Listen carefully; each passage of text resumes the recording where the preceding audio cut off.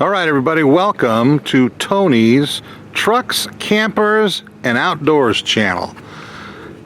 This channel is morphed in from my Toyota Tundra channel because I have purchased the F-150 because the Tundra just wasn't strong enough. So this is a first look at the F-250 that I purchased. This is it's a 21 XLT pack. Today is we are in late June 2021. This is a 21 vehicle. Has the chrome pack, you can see, with the chrome wheels. Really like the chrome wheels. It has enough chrome that to me it looks good. It does not look like a work truck. It's still an XLT. I was bearing back and forth on, do I want an XLT or a Lariat? I didn't want to spend the extra 10 or 12 grand on a Lariat. Now, maybe not that much, but so the chrome pack and the power pack, which this has, will get you almost there. Not quite, but even some Lariats that are the lower end Lariats don't have things like the bed step, the adjustable pedals, things like that. This one has all that. It does not have leather because it is not obviously a Lariat, but it's a good looking truck. You get the front end here, the chromed up front, you get the chrome tow hooks. It has halogen lights, not LEDs. Yeah, we all like the LEDs, but you know, I'm 60 years old, I've had halogen on my whole life. My Tundra had LEDs, that's the only vehicle I had, and they were sharp, but it's not a deal breaker. Has enough chrome on the retractable mirrors. The badging looks good. This is called, I forget, something gray. FX4 package, so it means it has the skid plates and beefier suspension, or shocks anyway, in the back. Again, 3/4 ton. This has the 7.3 liter Godzilla, which is what I wanted. Did not want the 6.2, and I did not want the Power Stroke diesel because I don't pull enough on a daily basis that I need a diesel all the time and all the problems that comes with those. So this is the second year of the motor. I like to give things at least 1 year before I buy them. And so far so good on the motor. People seem to like it. The truck just turned 1,100 miles. I bought it, it had 2 miles on it when I took it for its test drive. It's got that massive heavy duty hitch because I pulled a travel trailer with it. I really like the wheels, like I say. It's got the chrome tip on the tailplate, or the tailpipe. The running boards I really like, I gotta say. My other ones just had the single foot, about maybe 12, 14 inches wide. I had little like 2 steps hanging down on my other truck. But I like this full length running board. It says Super Duty on it, looks pretty cool. XLT badging again. Chrome pack. The antenna is not an internal antenna, which is a drag. Every time I go through the car wash, I remember just as the brush hits it. I belong to one of those pay once a month, pay X amount a month and you can wash as much as you want. So I'm thinking about getting one of those short little antennas to take care of that problem. The 7.3 liter Godzilla V8 is a beast. Tons of power. I have a 28-foot motorhome, or excuse me, 28-foot bunkhouse travel trailer, about 300, 400 pounds, with just a few things in it. It can go up to about 8,000 pounds. And it just walks away. This thing just pulls it fantastic. It's weird because it has the what do they call it, the military grade aluminum body.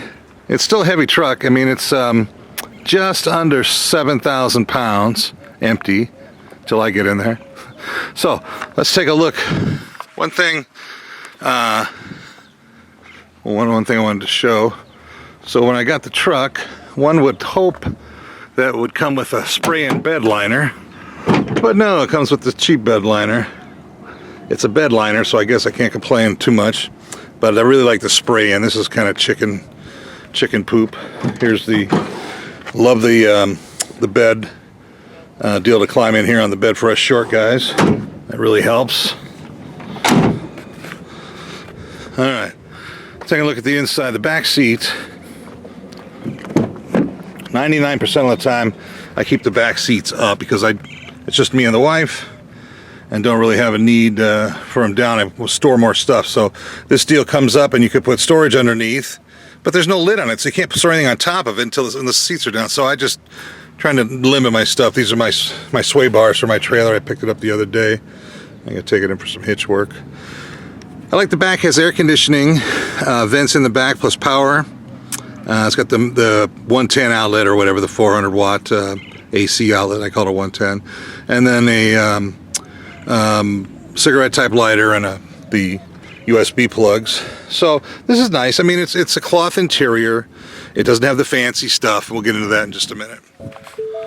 So the inside, one of the deal breakers for me, that I was not going to get this truck if it had, was the bench seat that folds down. Thank you, keys. I'll get into my likes and dislikes on it in a little bit. But this one has the, what do they call it, 60/40 bench with the console in the middle. I like that. I don't like the bench seat that folds down. They're fine. If people like them, I don't care. But for me, I just don't like it. Here's the deal for the pedals, to adjust your pedals. You know, it does not, because it's an XLT, it's not a base XLT. It's a very upper end XLT. Like for instance, it does not have memory. You press 1, the next driver gets in, presses 2, and it sets the steering wheel, the seats, the pedals. This truck does not have it. But the 2 Lariats I looked at didn't have it either. And the Lariat did not have the bed climb-in deal in the back. So there's so many forms of Lariats and XLTs and King Ranch and all the other stuff. You get, well, Lariat thinking you're getting all this stuff, but really it doesn't have much more other than leather seats than this one. So that's kind of where I was going at with this one here. I wanted the Chrome Pack and the Power Pack. Power Pack means you have power mirrors and the power pedals and probably a few other things, which is nice because the mirrors fold in and they fold out and they extend out when you're doing you're towing your trailer. So that's pretty nice. Pretty nice. I like that. All right, go inside here. Okay, from the driver's seat we still have the 2 glove boxes there. The one on the top, the small one, the one on the bottom. Okay, this again, the XLT pack is not the fancy stereo. It's a good sounding stereo, but it's nothing crazy. It's got the doesn't have the digital adjustments and stuff, and same thing down here with the adjustment. It does not have climate control on one side or the other, which I have trouble believing in anyway. But the things that matter about this truck, I got this truck because I pull a travel trailer, and the things that I wanted it to do, this truck will do it. Okay, for instance, okay, you have your 4-wheel drive, along with the diff lock in the back, and then you have your trailer controller here, the dash. I mean, these are all standard. You've seen a million of these type videos here. But one of my things I really like about it, it has a gauge and also a digital gauge for the transmission cooler. Now, the Toyota Tundras, they took that transmission cooler off in 2019, and you always wondered, is it burning up? You don't know, but this has it, so I like that too. Again, power windows, power door locks, power mirrors, power adjustable pedals. So this is the Chrome Power Packet. So let's get into it. We have carbonized gray color, medium earth gray, 2021 4x4 crew cab, XLT pack, 7.3 liter V8 engine, and the 10-speed automatic. Wanted to mention that 10-speed automatic is really nice. I'm enjoying that, watching it do its thing. So the big question everybody wants to know, well, what do you pay for it? This is 2021. We are right smack in the middle of our chip shortage, which is causing all these trucks to go crazy. So let me show you the sticker on the thing. Here it is. All right, there's your sticker, 55.7.